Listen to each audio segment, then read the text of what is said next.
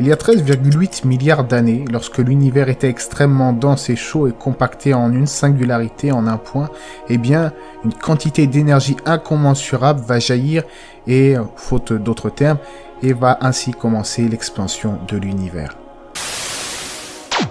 Assalamu alaikum wa rahmatullah, bienvenue à tous. Contrairement à ce qu'avance Paul Adrien, ce n'est pas Georges Lemaître qui a découvert la théorie du Big Bang.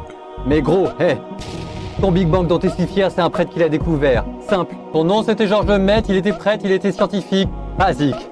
En effet, le Big Bang est un modèle cosmologique utilisé par les scientifiques pour décrire l'évolution de l'univers, mais bien des chercheurs ont travaillé sur le sujet. Alexander Friedman, par exemple, en avait déjà parlé en 1922, soit 5 ans avant Lemaître.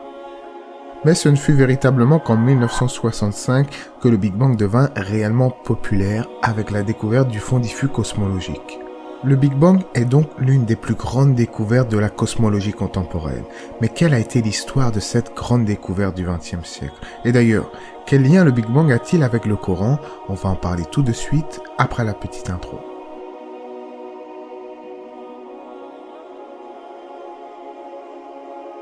Avec la découverte de la relativité générale par Albert Einstein en 1915, c'est le début de la cosmologie moderne. Il devient de plus en plus aisé de décrire l'évolution de l'univers à grande échelle. Dès 1922, Friedman, un jeune cosmologique russe de 33 ans, va publier la première théorie d'un univers en expansion. Alors au début, cette idée est très critiquée, Einstein lui-même dénonce des erreurs dans les calculs. Fort heureusement, un peu plus tard, Einstein finira par reconnaître s'être trompé et que les calculs étaient en réalité corrects. En 1927, Georges Lemaître va lui aussi exposer sa théorie d'un univers en expansion. Il faut dire que, à cette époque, la majorité des chercheurs pensaient que l'univers était statique et éternel. Il n'était pas question d'expansion ou de début de l'univers. C'est en 1929 que l'astronome américain Edwin Hubble va découvrir que la lumière provenant des galaxies lointaines est systématiquement décalée vers la partie rouge du spectre électromagnétique. Cela conduit Hubble à postuler que les galaxies s'éloignent les unes des autres et, je vous le donne en mille, cette découverte confirme l'expansion de l'univers tel que Friedman l'avait annoncé en 1922, suivi un peu plus tard de Georges Lemaître. Il s'était d'ailleurs basé sur la relativité générale d'Albert Einstein pour leurs recherches. Les chercheurs continuent leurs recherches à ce sujet et, dès 1948, Georges Gamow, un élève de Friedman, va contribuer à l'élaboration de la théorie du Big Bang.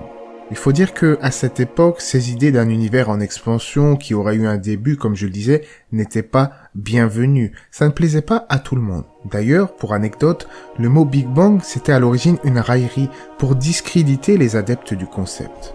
En effet, c'est en 1949 que le terme Big Bang est né, de la bouche de Fred Hoyle, un grand détracteur de ce modèle cosmologique. C'était enfantin, Big Bang, grand boom. Il pensait se moquer, mais finalement le mot est resté et est devenu populaire. En 1964, c'est le grand aboutissement, c'est la découverte du fond diffus cosmologique. Avec l'une des plus grandes antennes de l'époque, deux chercheurs vont repérer un signal étrange provenant de l'univers. Ce rayonnement fossile est un résidu du signal électromagnétique émis lors du Big Bang. C'est à partir de là que le Big Bang est véritablement devenu le modèle cosmologique par défaut accepté par la quasi-totalité des scientifiques. Mais même là, ce qui posait problème à cette époque, c'était la méfiance face aux questions existentielles que posait le Big Bang. Ils n'étaient pas bêtes, les chercheurs savaient que cela rejoignait clairement l'idée du créationnisme. En effet, si l'univers a un début et une expansion, c'est qu'il y a forcément une cause derrière cela. Le temps et l'espace étant apparus au moment précis du Big Bang, seul un être incréé qui a créé le temps et l'espace à partir du néant était à même d'expliquer ce Big Bang. En conséquence de cela, vous connaissez l'histoire sanglante de l'être humain de tout temps. À l'époque de l'imam Ahmad dans la communauté musulmane, l'imam Ahmad a été torturé pour ses idées. Bien là, il y a eu également des crimes contre des penseurs cosmologiques qui prétendaient que la théorie du Big Bang était valable. Il y a eu des tortures, des assassinats et j'en passe. En effet, l'idéologie marxiste éprouvait une forte animosité envers les nouveaux adeptes de la théorie d'un univers en expansion. Pourquoi? Car cela suggérait, comme je disais, bien trop le créationnisme. Et à ce moment-là, en ex-URSS, à cette époque, Staline prônait le matérialisme dialectique. En Russie soviétique, la plupart des adeptes du Big Bang étaient donc sujets à diverses maltraitances. Ils ont beaucoup souffert pour avoir osé diffuser le nouveau modèle cosmologique aujourd'hui admis de tous, le Big Bang. Alors ceci était une brève histoire du Big Bang. C'est passionnant de voir un peu ensemble les découvertes, les grandes découvertes du XXe siècle. Et sachez, si vous ne le saviez pas, que ces découvertes révolutionnaires étaient déjà mentionnées dans le Coran il y a plus de 1400 ans. Au sujet de la création à partir du néant, Dieu a dit dans le Coran, dans le sens du verset, « Il est le créateur des cieux et de la terre à partir du néant. Lorsqu'il décide une chose, il dit soit, et elle est aussitôt. » Sourate 2, verset 117. Au sujet de l'expansion de l'univers, il est dit clairement, le ciel as-sama, nous l'avons construit par notre puissance et nous l'étendons constamment dans l'immensité. À l'époque où le Coran fut révélé, le mot espace n'était pas encore connu. C'est pourquoi les gens utilisaient le mot ciel pour faire référence à ce qui se situe au-dessus de la terre. Dans le verset que nous avons cité, le mot ciel fait référence à l'espace, à l'univers. Le verset souligne donc que l'espace, et donc l'univers, s'étend constamment, exactement comme le stipule la loi de Hubble. Et pour couronner le tout, il y a dans le Saint-Coran une description très précise du Big Bang.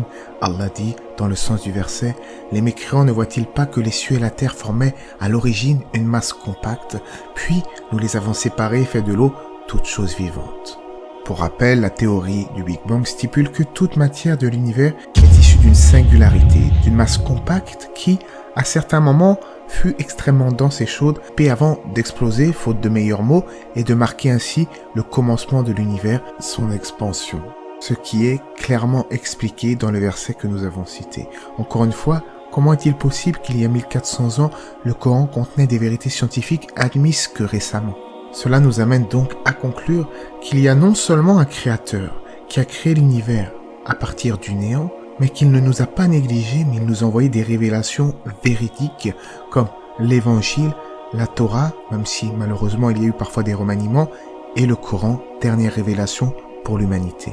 Le Coran est donc le dernier guide pour les êtres humains, venu rectifier les erreurs des anciens et comme message universel pour toute l'humanité, avec le principe fondamental du monothéisme, ce qu'on nomme en arabe at-tawhid. En effet, il faut croire en l'ensemble des livres et des révélations, croire en tous les prophètes. Ce n'est pas de croire en certains prophètes et de rejeter les autres. Le prophète Mohammed alayhi salatu wassalam est venu pour toute l'humanité. Il est dit dans le Coran, Qul ya ayyuhan nas, inni rasulullah ilaykum jami'an. Dit, ô vous les gens, je suis le messager de Dieu pour vous tous. Allah c'est mieux, j'espère que cela vous aura été profitable. N'hésitez pas à aimer la vidéo, à vous abonner. Que la paix et les bénédictions d'Allah soient sur le prophète, sa famille et ses compagnons.